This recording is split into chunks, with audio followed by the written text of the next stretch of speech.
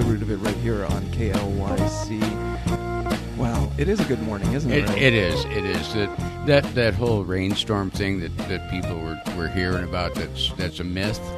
Really, because I'm waiting for it to rain. I had completely anticipated waking up this morning to a little bit of rain. Well, there was like 126 raindrops on my windshield, and I think that was the whole storm. Because it's blue out there now. Oh yeah, it sure is. It wasn't even enough to wet down the tops or the surface of the dirt or nothing. I don't think we're going to really get drowned. I think it's going to be just kind of cloudy and. Wait, you're thinking now? Yeah. I'm actually, that's more like I'm praying. Because it right now the temperature's 58.8 degrees. We'll call that 59. High today expected of 70 degrees. Ideal. Yesterday, perfect. Yeah. So you're expecting exactly yesterday? Pretty close. Pretty close, yeah. A little cloud in the afternoon. If it is, I'll be sure to get out more. I was homebound yesterday, so I have no idea why I wasted it away, but eventually you look at the clock and it's 5 o'clock in the evening, and it's like, wow, okay. Yeah, I took Thursday off because I was anticipating the super hot afternoon, and I just completely piddled it away. I never really got out of the lazy boy, I know. It's almost because it is the perfect day. Not too hot, not too cold, not too sunny. And you're in the same boat. We wasted it away. Let's not do the same thing today. No. Today there's too much to do today. There's the alien parade, and there's an alien parade. Yeah, here in McMinnville, right? Yes. I saw them blocking off parking downtown to facilitate this. Yeah, 2:00 this afternoon. They descend upon 3rd Street. The aliens, or the people dressed like the aliens? Well, sometimes I wonder if they aren't really among us. Right, exactly. KLYC is going to be down there, of course, and streaming at live KLYC.us. So it's an exciting time for McMinnville. One of those weekends where it's everybody comes down and has the fun of the community. It's one of the fun things about this community because I knew I'd like living here. They'll shut down 3rd Street for anything and throw a party. Right. I love that about the town. For your kid's birthday, just shut down 3rd Street. Yeah, absolutely. Yeah. Move all the bars out onto the streets. Restaurants, got tables out in front. I know, and it's so accepting of aliens. Yeah. That's the important thing. Well, you know Hawaii, though, don't you? Every year, I've been here 4 years, every year I hear the story, but I quickly forget it. It's the only totally undisputed photograph of a flying saucer was taken in McMinnville, kind of out behind Linfield College, and has been totally researched by every spy agency, every national defense organization, every organization that's interested in extraterrestrial life at all, and nobody can prove that it's not a flying saucer. Wow. And it was taken with a little brownie camera, so it wasn't doctored. I have a brownie camera. Do you? Isn't that weird? Yeah. I mean, we were talking about old times radio music and all of that off the air before we came on the show. But I have a brownie camera. Incredible. So this is why we have a parade. That's why we have a parade. Not hoping the aliens will come back, but just it's a gathering of UFO enthusiasts also. Seminars and everything. Oh, we got some of the greatest speakers in the United States right here this weekend. And so what does that have to do with my garden? Not a dang thing. Nothing. But the point is, KLYC is going to be down there this afternoon, so come on down. Check it out. It looks like it's going to be a perfect day, 70 degrees. And unlike, so what are they doing? They're pushing the rain back 2 days, it looks like. Sunday, Monday, a chance of rain, even a thunderstorm on Monday. Yeah, I think I'm still very... I'm prognosticating that. Right. This is the time of year where chance of rain comes almost every day, and then it ends up being partly cloudy, right? Right. You get 2 drops, just enough to where you have to turn your windshield wipers on one time. Oh God. And then you have to use the spray bottle to get the smears off your windshield because you forgot about that. acres of fur pollen that are on you, and so you get that yellow slime. And so this is the time for those powdery mildews to be coming out. Those aphids will start to appear. I've seen them on my rose bushes already. Yep. Just the scouts, if you will, those mother aphids that are just waiting to just suck my nectar out. And yeah, they're out there breeding on themselves and right, breeding on themselves, exactly. That's what they do. They cheat. Right, exactly. They don't have to go find anybody. It's they don't do eHarmony for aphids. No need. No need. They can just sit there and propagate all day. Yeah, and they do. But we've got 70s all week. So it's going to be gorgeous. So perfect week to get into the garden. Today on the show is our Roses and Tomatoes show. I have gone and purchased what is a sorry specimen of a hybrid tea rose. We will prune that. We'll make it happy. Right. And then we will hopefully later on in the show get to the tomatoes. I have brought in sad specimens and I have brought in good specimens. So we should hopefully be able to get to those as well. These are tomatoes that I have a personal interest in because I grafted one of them. Well, your grafted tomato really isn't that bad. Well, I tell you what, if the show were 3 days ago, these would have been much happier looking. But I have neglected, as I often do with my plants. Plants are pretty forgiving, though. Sure, I'm not a careful, loving gardener like you. I have spurts. Yes. Yeah. Spurts. Yeah, where I accomplish something for like 20 minutes and then that's it. Gardening's good for that because usually and most of the things can be done in spurts. Plants take care of themselves outside for a couple of days. The weeds take a while to pop up, so every few days you go out there. I did mix me up a new batch of vinegar stuff, though. Man, that kills good. You know, if you would like to put down that recipe, I have had a request for it. Just walking around town, somebody says, really? I need that recipe. Well, you can look at the cracks in my sidewalk, and it's death. I'm not looking at your cracks. Okie dokie. We'll try not to have that the gardening issue. Right, exactly. But true enough, and it has been more popular. I think that you could probably just make it and bottle it, slap your picture on it, one of those big old smile grins, and Papa Ray's sidewalk crack, whatever, elixir, like that. Yeah, the magic bottle of death. Elixir, exactly. Magic bottle of death. There we go. I can feel more comfortable about actually recommending it now because I did mix up a half a bottle of this stuff. I put half a gallon of vinegar and a half a cup of table salt and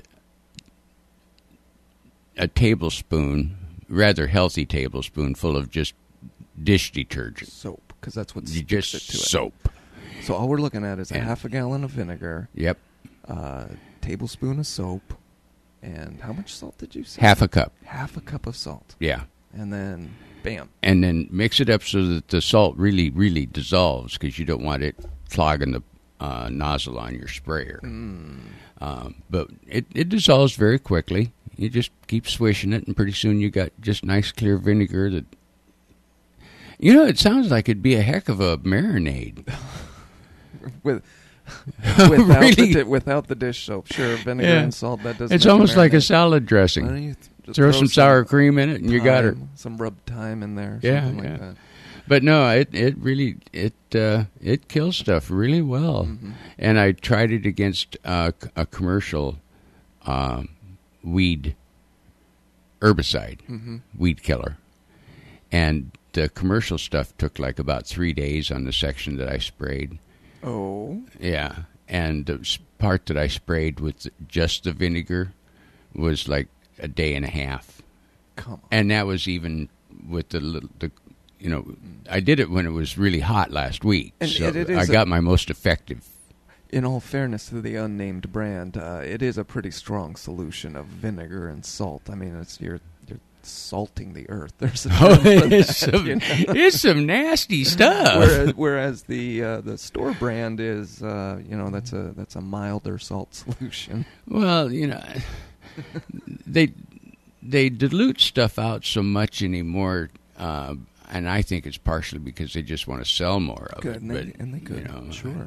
But they have scientists that say that this is the exact amount that you need. Yeah, and the homeowner is not trusted to read the label. Because they can't be trusted to read the label.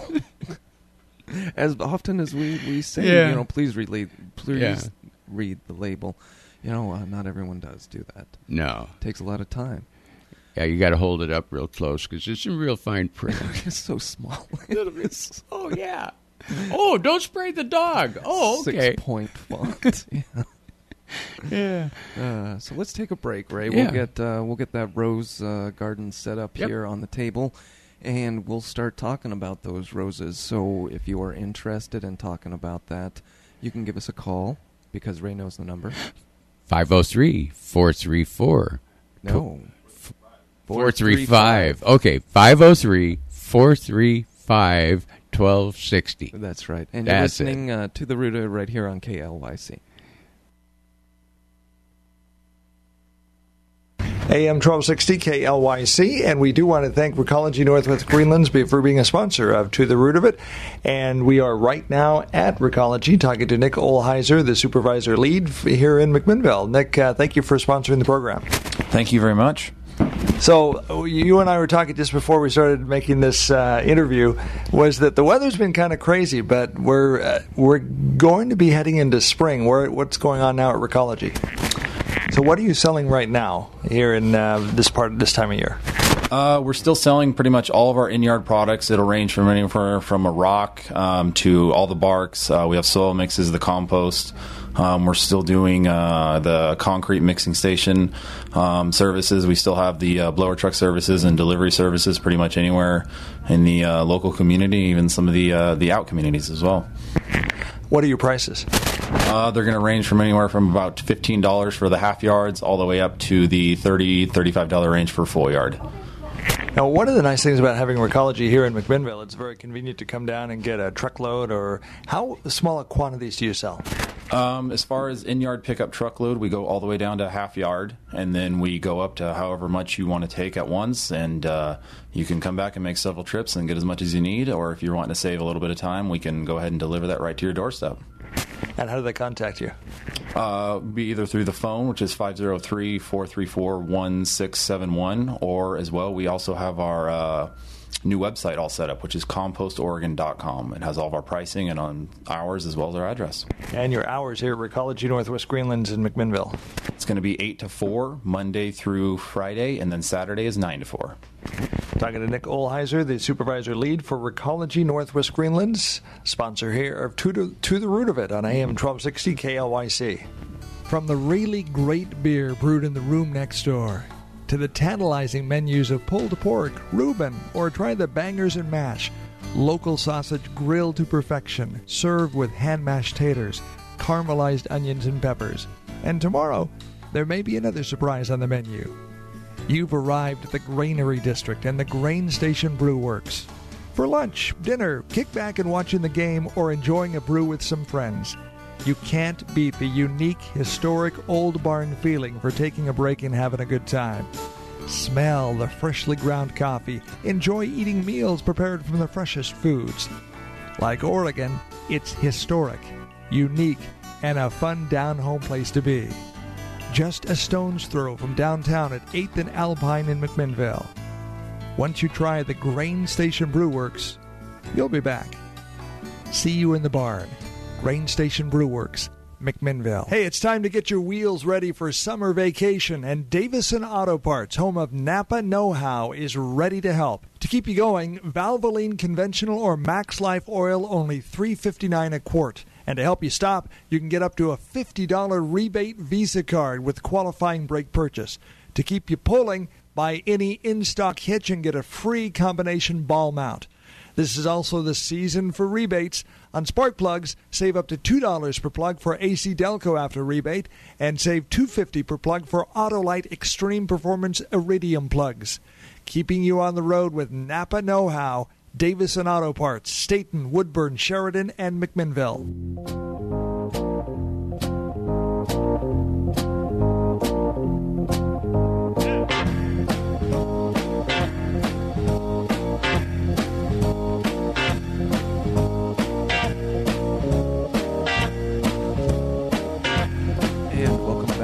Listening to The Root of It right here on KLYC 1260 AM, Yamhill County. Yep, we're gonna tune up a rose here in just a minute.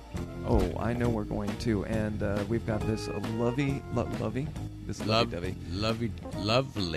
We have this lovely specimen here that this morning I went ahead and I knew what I needed, so I knew where to go get it. I went to the big box store, and lo and behold, they've got this dying-looking, overwatered hybrid tea rose bush, and it's in a... It's pretty sad. Right, it's not happy-looking. It's in a gallon pot. But these are $3. This cost me $3 for this big bush, and for the radio listeners, what I'm looking at is just, it's probably about a foot tall, and it's just one of those small little blooming roses, the hybrid tea. And it looks sad. So what we're going to do is we're going to prune it up, and we're going to make it look happy. And the reason I did get it is because as sad as it is looking, for $3, I know what to do with it, and it'll fix it up. It'll look really great, and in 2 or 3 years, it might even look stupendous. Oh, it'll look better than that in a couple of weeks. Yeah. No, they're very forgiving. If you give them a little love, give them a little care, and we'll do that later. The sucker will just return, and it'll be blooming fine. These guys are they're called mounding roses. Mounding roses. That's mounding right. roses because they make little clumps. Mm-hmm. They're used for ground cover too.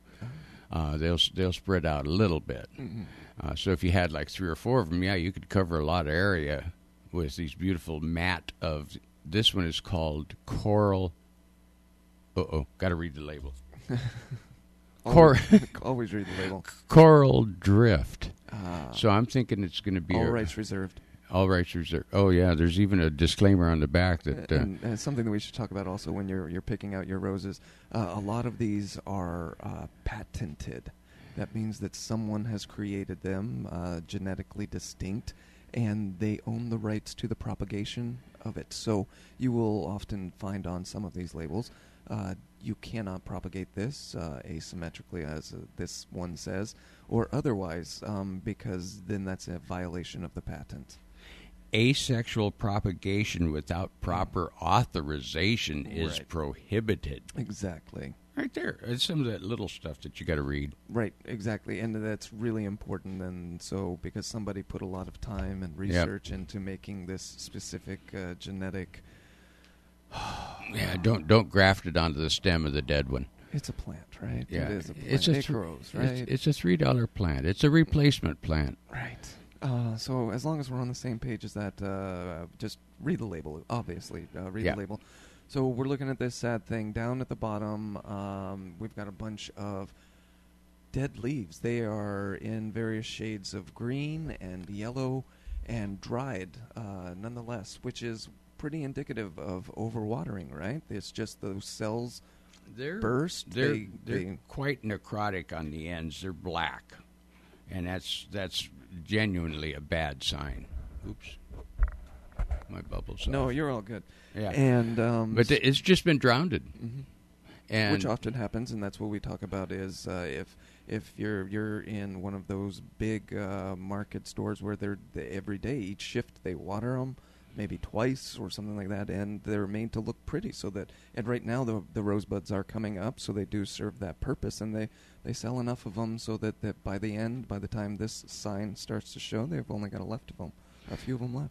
Well, what they're hoping is that when you take it home and you forget to water it, that it'll survive long enough to where you think you killed the plant rather than them. Because as you pointed out, when they come from the nurseries, they're all jacked up, on the chemical, on the fertilizer, yep. on everything that they need to survive because of the anticipation, the shelf life that's needed before they get into the ground. So they've got all of this fertilizer that's just in them. Well, they need to survive the initial shipping, which can take weeks to get here because this guy is patented by a company in Pennsylvania. That's far. That's a long ways for him to ride on the back of a truck. Right.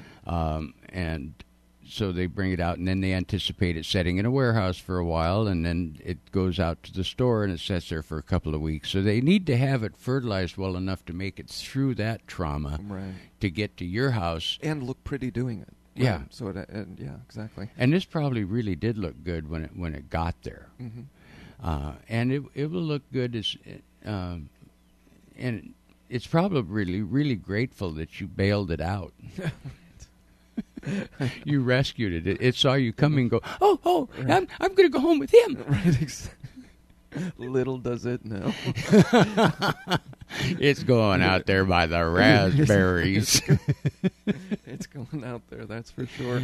Okay, so why do you prune roses? You prune roses annually to encourage healthy plants because roses are much happier when they have those new growths that they don't have to compete through dying leaves, through other vines.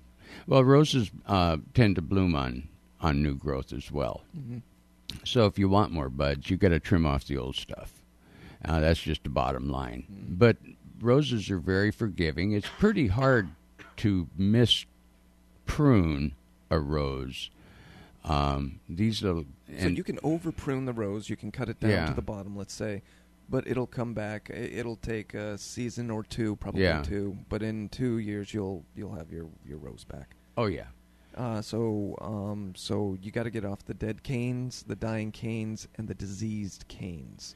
And luckily, this little plant's pretty disease resistant. You have selected well, my grasshopper. Right. But they made the selection easy. But they don't survive abuse. Right. And this one is, it's been held underwater. Right. And if you look at the bottom there, you've got all those dying leaves down there. Yeah. So if you neglect it, it's going to result in weak caned plant with poor air circulation. And you can see that right here on this one down at the bottom where it's just a heavy foliage and all of those leaves are dying. There's no air circulation in right there. Powdery mildews. It'll still get that, and it'll still get aphids and white flies and all that sort of nasty stuff because it's stressed right now. It doesn't have its natural defenses up. But after we get some of this pruned out, get some airflow through it, get rid of the stuff that's actually starting to get necrotic, dead.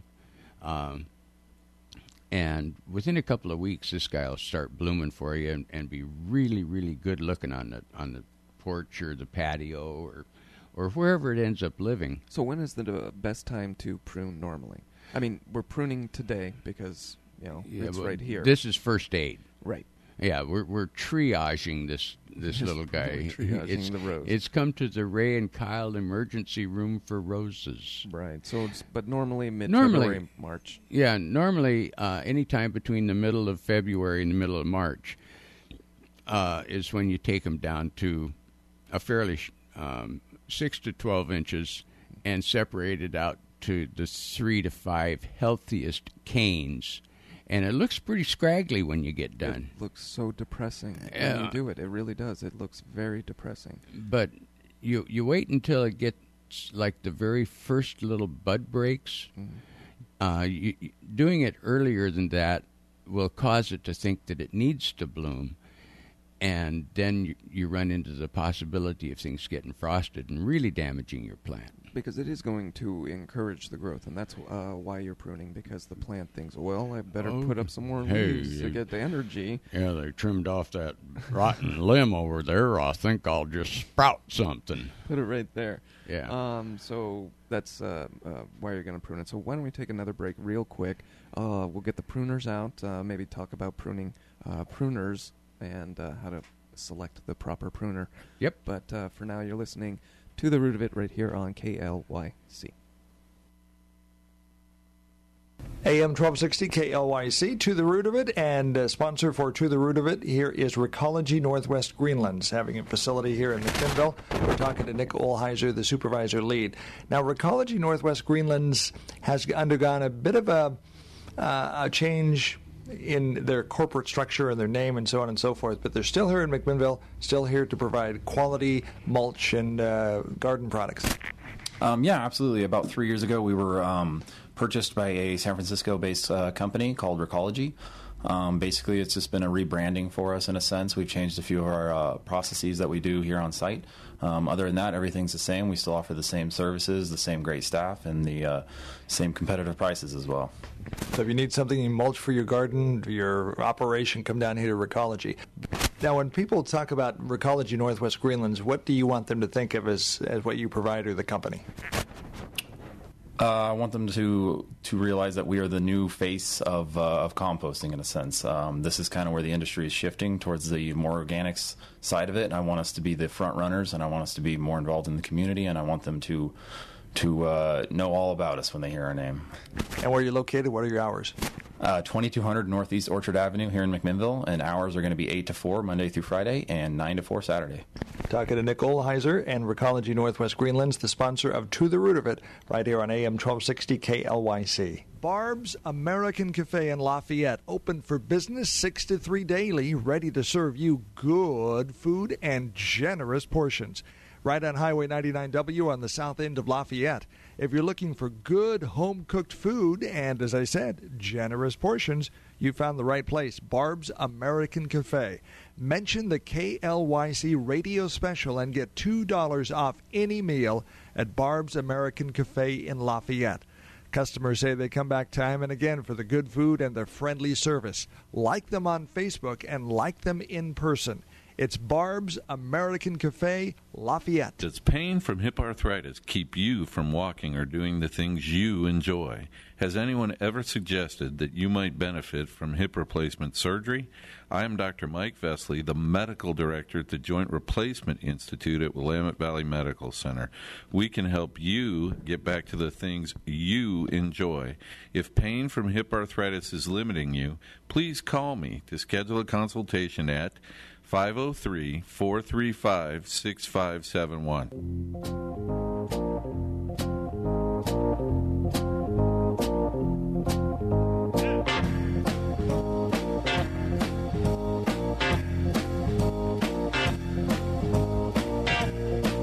And welcome back. You're listening to The Root of It right here on KLYC. We have got our pruning tools ready to attack this this rose bush. I was trying to think of a clever adjective for it, but it's a sad specimen. I think that's we'll just leave it at that. Oh, it's going to be a lot happier here in about 10 minutes, so I can guarantee you that. It's been overwatered, and the leaves are turning black in spots. There's whole limbs that are essentially dead. There's buds that have sprouted and withered because they've been drowned. Roses do like regular watering, but they don't need a lot of water, and that's one of the problems is when it isn't. You think that they do because you think that they need more attention because they're this the lovely looking thing with these brilliant flowers. So they do have the tendency to being overwatered. However, they like their soil dry.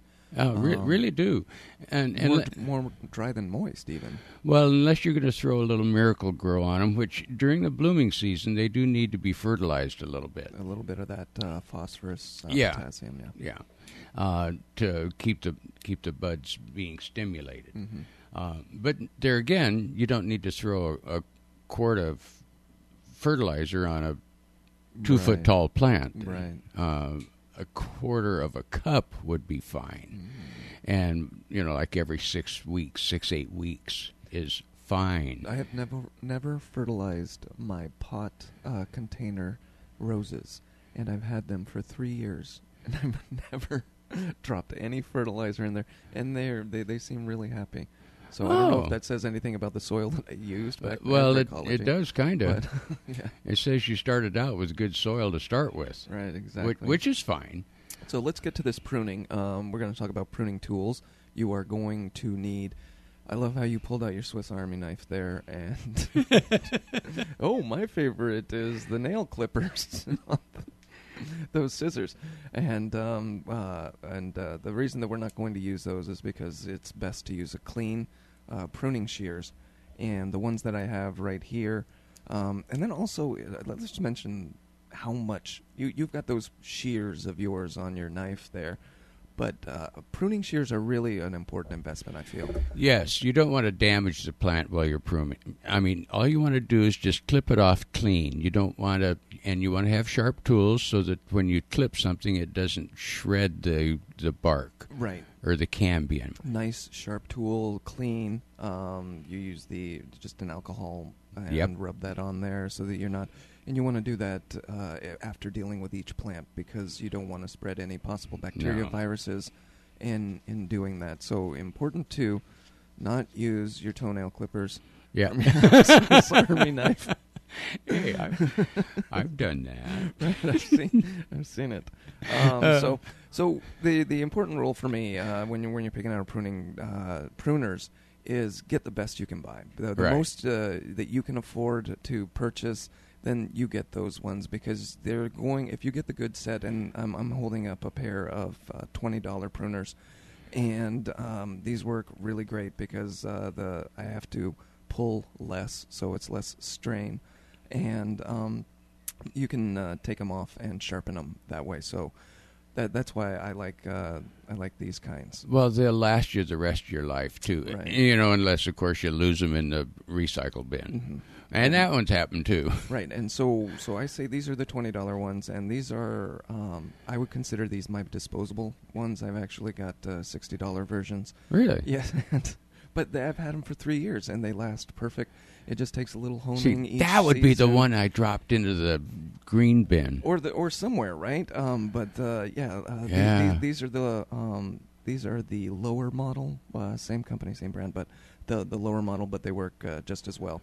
But as much as you can afford to get on pruners, they're going to be your best friend for years and years. So what you can spend, then that's usually how you buy it. You don't want to get those $10 ones. As much as and as easy and as fancy as they make them look, they're not worth it. No, and they'll break quickly. Very quickly. That's right. You want to get a set of pruners though that actually matches your hand. Yes. You don't need to have the giant loppers. The giant loppers to take on a little bitty tea rose. Right, and that's another good point is you don't want to... each pruner is rated for a certain girth of branch, and you don't want to overstress them. So you don't want to go to that oak tree with your pruners and try and get that limb off. No matter because it's funny because it could fit. Some of those big limbs. My rule has always been if it fits in there, then it can probably get cut off. But then you're just stuck there winding back and forth, that's how you break the handle. And that's how you break the handle. So this one, it says it's good for an inch, and I've yet to probably come across a rose that has more than that. So when sharp though too. Right. That's why we say keep your tools sharp. It's very important too. It makes it easier on your hand. It makes it easier on your wrist, and it makes it easier on the tool. Right. Exactly. When I first met my wife, she had about 50 antique heirloom roses, and these guys were clear up to the top of a 6-foot fence, and you couldn't walk down that side of the house. They were like blackberries gone berserk. Right. So yes, I did go use the big loppers, and okay, you faked me out there, but I did use the big loppers, and I ended up with several truckloads of brush, right, just to take them back and let them start over. Which they did. So you're ready to attack this? Yeah. I'm going to hand you the pruning shears. We'll go ahead and we'll switch your mic over there. Okay.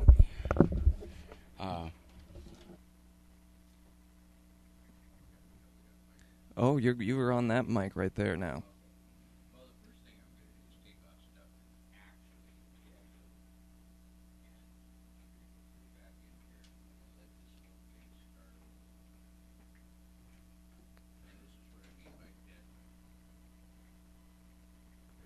Right, so what you've got right there right now, you've taken off one of the larger vine stems, and it's because it's dead. The leaves that are closer to the bottom are black, purple, and so they're obviously not coming back. That whole thing is not coming back. There was even a small bud that was on the tip there. It tried.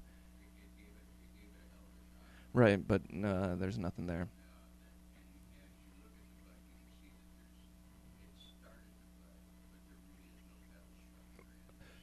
That's a really good point, because there's another one that's over here like that. It's got probably about 6 buds on the end of it right there, and you're right, there's no petal structure. There's the support leaves that are there aren't there anymore. So, and it's just those are the easy ones to identify. You know exactly, well, that I don't want to look at it, and that's pretty much how you prune the rose bush initially, is you look at those dead leaves, those dead canes.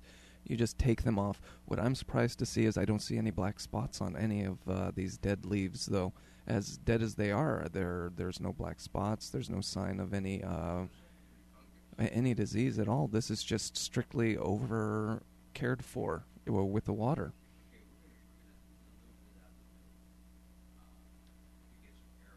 Sure. I think that at some point you could even, let's see, we're going to stretch microphones, rip some of these leaves off, and that's when you start to notice the real differences when you are ripping the leaves off. That will clear up the airflow right there.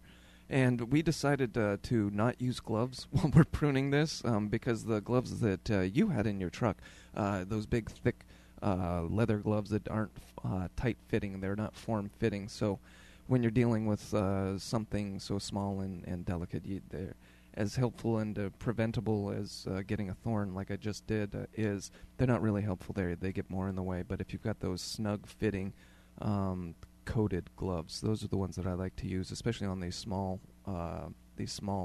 roses. The thorns, they don't have that many thorns, so that's why we're able to use it.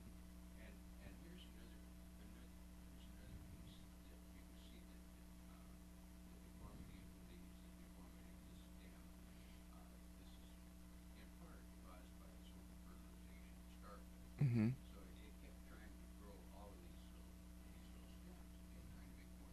Right.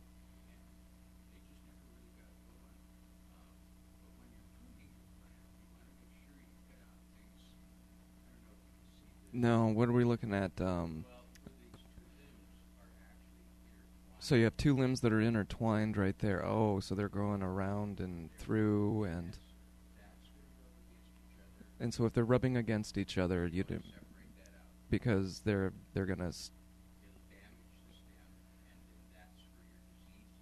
Okay, so if you have two stems that are rubbing against each other, make sure that that's not happening, because you're going to get a little swollen. Not a swollen, it's an indent kind of a mark, and then that's where the disease vectors will write it into. Well, yes, they are really great. It's important to have a pair of really great pruners. I'm just taking these leaves off because I think that's all I'm qualified to do right now. Oh, so you're looking at some fungus because at the end of the leaves?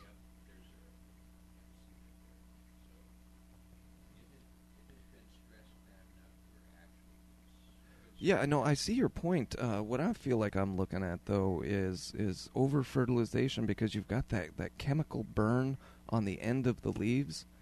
So because the leaves are this one is yellow, and but you can just tell those tips of the leaves have just been over-fertilized, because it looks like it's just burned. It's just dried off brown.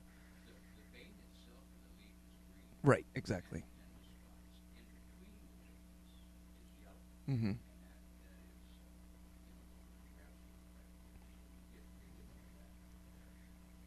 And even right now, as you've taken this little time, it's starting to take shape. It it looks like a structure that's getting refinished with the scaffolding still on there. They're taking the scaffolding down now. But you're no fear. You're just gung-ho, just going right into it. Because first of all, it's a $3 rose bush, so.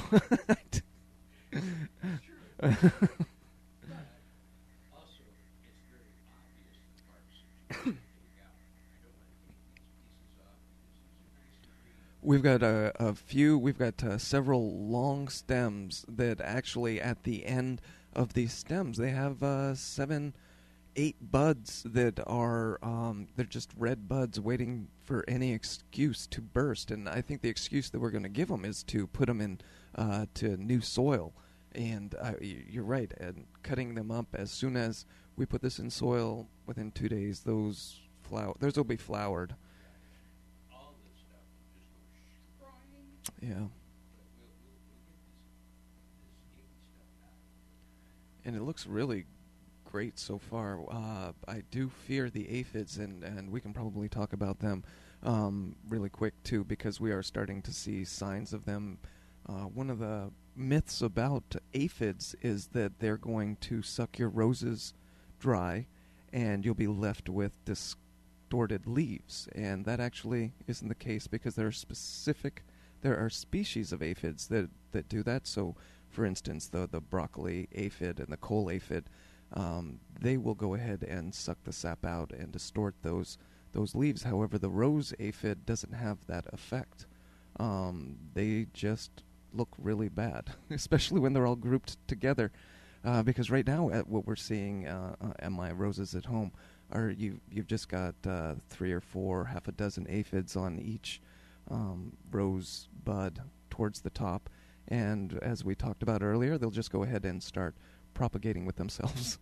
And then you're going to soon have a whole colony of aphids, and then colonies and colonies of aphids, and you just see this swarm of white, sappy mess. Here's a piece from inside the plant. Was probably trimmed at the nursery, and you can see the damage at the end of the fruit. It's actually torn. So they ripped it off. It wasn't a clean cut. It wasn't a clean cut, and you can see how it's torn the stem down the side. And this is what happens when you use both tools. Right. Or you get too big a tree, which you don't really get in a giant hurry. Mm-hmm. You're not going to be trimming that much out of it. Several more cuts here. It damages the stem, and then the stem dies. Right. That's why that one is brown. Brown is dead. Brown is dead, and that's really true for pretty much every part of the plant. But it's definitely got a lot more airflow right now, and that is because of the cleaning up of the leaves. And the question is, why is the airflow important? The airflow is important because that's where you get the mold and the mildew vectors of the dying plants. So they just need that damp, dying, decaying matter and less light. So that's where they're going to be staying. So if you remove all of that and just let the air flow, you don't get that dampness in those areas. Here's another example of where they did trim it, but it was trimmed poorly. And so this little stem is now starting to die down. So what I'm looking at is you've got a full stem, and they trimmed it right above the leaf node, and there's about an inch below where they cut it of brownness where it joins perfectly good greenness of it. And the reason... So that is not that's not good. That's going to happen, right? I mean, a part of it when you trim it is going to die below it. That's unavoidable. But you want to just go ahead and take that part off too when you see it, because the less decaying matter that you have on there, the better it's going to be for the bush. And the less opportunity for disease to cross. Mm-hmm. Getting this down. I know Alan Wenner would be proud. That's That's good. So why don't we take a break? We'll have you finish pruning that, and then we will go ahead and put it in this lovely wine barrel-looking pot that I purchased also as well. So keep listening. You're listening to The Root of It right here on KLYC.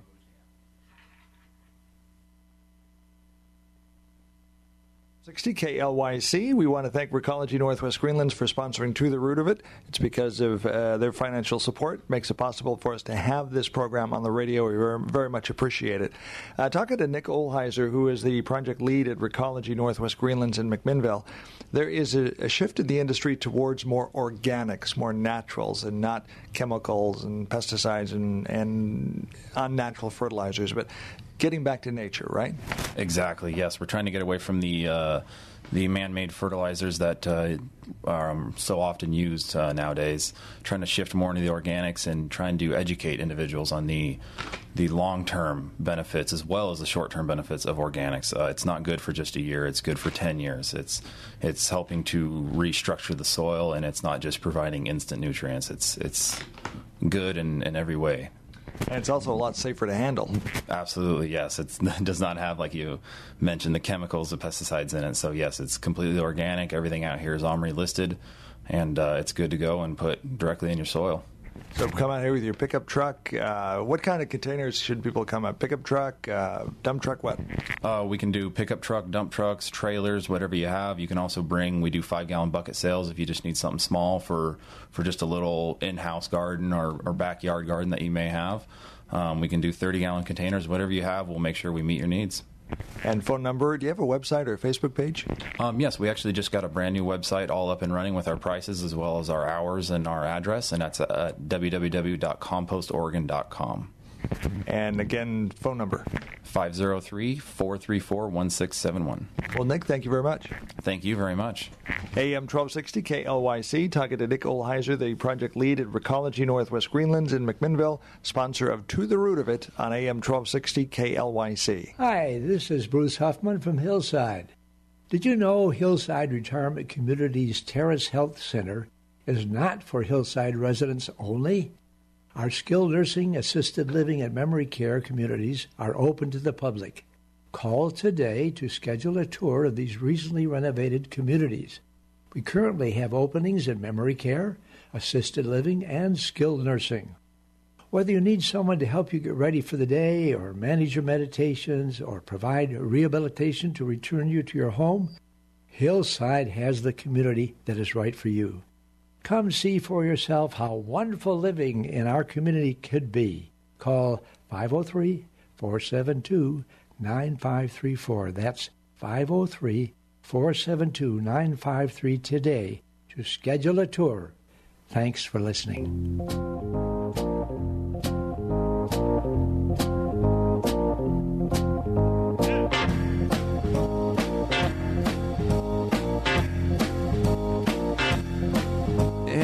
Back. You're listening to The Root of It right here on KLYC, 1260 AM, Yamhill County.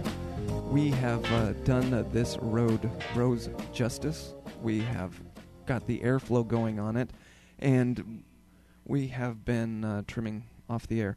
And if you were watching us on streaming on KLYC.us, then you were watching us finish this up. We're about to put this in its pot, and which is really easy to do. Also, want to remind you, this demonstration is also available on YouTube.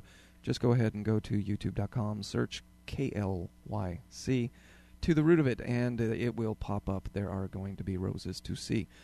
However, right now, let's get the soil. Wait, did you have something to say? You look like a man with something to say. Well, I was just going to say, now that we've got this opened up, it's going to be a lot happening. Right.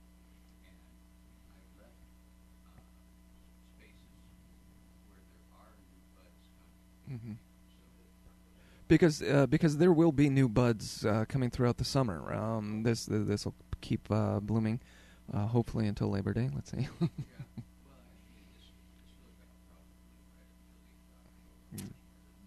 Right.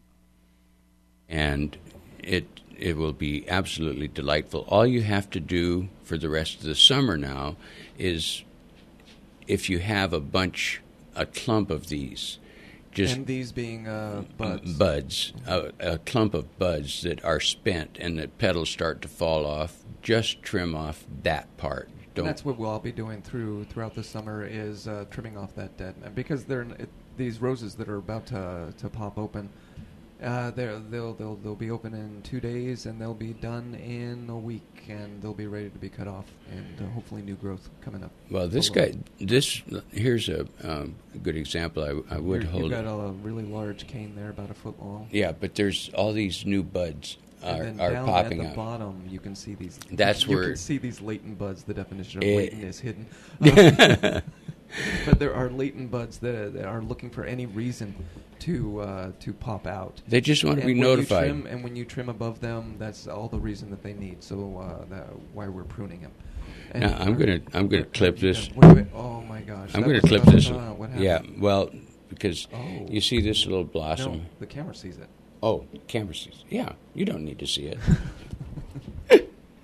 But this is a bud that has been affected by the watering process, the overwatering process, to the point where it bloomed too quickly, it didn't develop, and now its petals are falling off. Cell structure degrades and boom, it's done. So we'll take this one off, because right beside it was a new little bud that will be open within days. So you took off the one that had five buds on it, one of them showing signs of degradation, and then right below it, that bud is that you saved on the bush is going to be able to bloom perfectly. So let's take it out of the pot there. And you went ahead and did a really great thing. You went down to the Recology and picked up some soil for us. Oh, yes. As I was coming in this morning, I realized that we have these plants, but we needed soil to put them in, because that's the kind of gardeners we are. We use dirt. Right.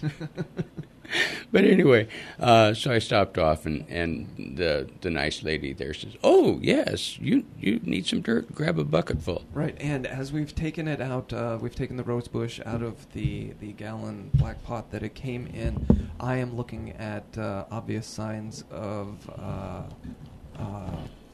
I cannot think of the word. Root bounding. Root bounding. Thank you very much. Yes. And also the roots are not a very nice white color. They're brown. They're a little brown, they're and brown that's and tan, and further sign of it being drowned. And you can see the little green kernels of the excess fertilizer that's been put in. So I wouldn't fertilize this. Probably no need with for the a while. compost that we're putting in from Recology. Yeah, it'll be fine. So you're breaking up those bottom roots. So I'm gonna break up the bottom roots and get some of them free. Mm-hmm. And this is a good place for the knife. Oh, so now you're going to actually cut these, because I was always under the impression that as unappealing as this looks, you really don't want to damage the roots by cutting them. But I'm just going to score a few of them loose. I'm not really going to cut them. I'm going to just kind of break them out of this mess. Because I can remember a time when I thought that when you got the roots, when you got them home, the plants, and you take them out of the pot, you want to break that root ball up and then stick it in the ground like that. But I have actually learned that you do not want to do that. You want to keep the roots as intact as possible, because that's how they've already grown. And so you don't want to disturb that, because it actually causes them to go into shock. Yeah, all I'm doing. But this one is severely root bound. It's amazing. The entire outside structure was just roots. It looks like a knit blanket in here. All that's left are those little green fertilizer balls that it can't seem to digest so quickly. No, but it's choking on them. Right. So what we've got is we've got this nice little wine barrel looking pot that I picked up. And the scoring of the roots continues. It's a saw blade. You're using the saw blade from your knife. Yeah, but I'm just picking them out so that they point out. Okay. I'm not whacking them off. So you're not peeling anything off, and that's probably why you're using the soft portion. I'm not using the knife portion. Mm-hmm. And you're not being ginger either. You're not afraid to turn this rose bush over as you're rotating the root ball there. It'll be just fine. Right. I promise you. That's one thing that people need to get over, is the gingerly handling of these delicate roses. They're tougher than you are. And yeah, so they got the thorns. Right, they got the thorns. That's a really good point. I don't have thorns. Yeah, I don't have any thorns. Okay. Okay, so I'm going to hold this rose bush up so you can drop a little bit of soil down at the bottom there. Yeah, just. So you've got the soil, and you are putting.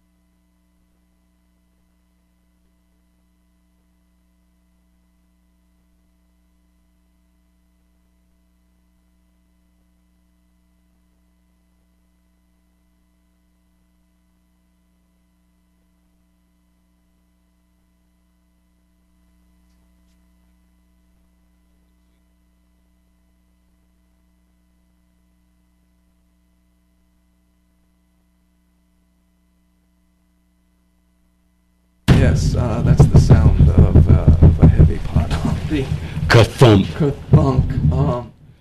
Oh, this is good stuff. This is their you know what I'm pretty amazed at is this is their planning mix. And I don't think I could have planned this better because I didn't.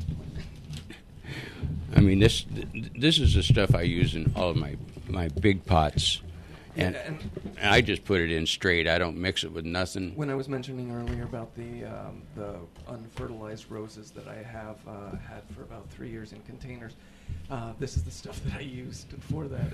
Basically just that and maybe a little bit of perlite, but it's lasted that long. It's got pretty much all the nutrients you need. That's true.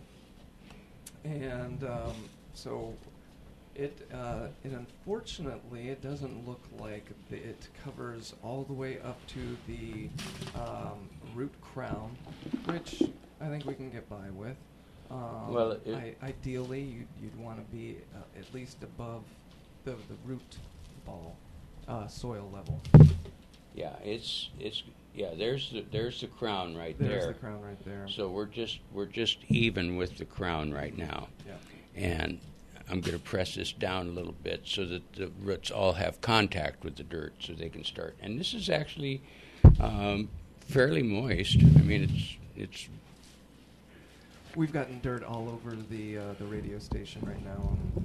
I'm not sure if that was anticipated. No, I will clean up, Norma. I promise. That's fine. So as we finish doing that, it looks like it is all done. Normally, yes, you would want to throw on a little bit of water. Again, you don't want to drown it. No, but those roots do, and watering around the root ball instead of watering directly on it. Yeah. Because you want to encourage those roots to go out and seek out the water. You don't want them to get used to being in there. They're already too used to being in there. The roots that I kind of pried away from the ball, those are going to be your first feeder roots. Mm-hmm. And so we want to, like you say, you want to water a few inches away from the crown, and this guy's going to be real happy here. I'm really happy with it. And so we actually run overtime. Did you know that, Ray? Oh, my goodness. Incredible as it is. So our Roses and Tomatoes show has become the Roses show. And we'll do tomatoes because you can plant tomatoes after Memorial Day anyway. Right. Yeah, that'll be a good time for it. So tune in next week. We'll be talking about tomatoes this week. Hope it's been informative on those roses. Again, if you've got any questions about that, you can email ray@totherootofit.com. That's ray@totherootofit.com. You can watch this on YouTube, youtube.com, and just search for KLYC To The Root of It. We're up there. All of our past radio shows that we've streamed are up there, and it's a really great resource. But I did bring in tomato specimens that are going to get neglected for another week. Maybe I'll pot them. That's what I'll go ahead and do. At the very least, that's what they deserve. Yeah, they really need to go into some bigger pots. They've done their sprouting. They're actually in pretty good shape for the shape they're in. So they will respond well. Like this little guy, if he gets potted clear up to there, they're flowering. Yeah, So. They're going to be just fine. So to be continued, two-part series, Roses and Tomatoes. Tune in next week for that tomato show. But for now, you've been listening to The Root of It on KLYC. Ray? Yes, keep your tools sharp.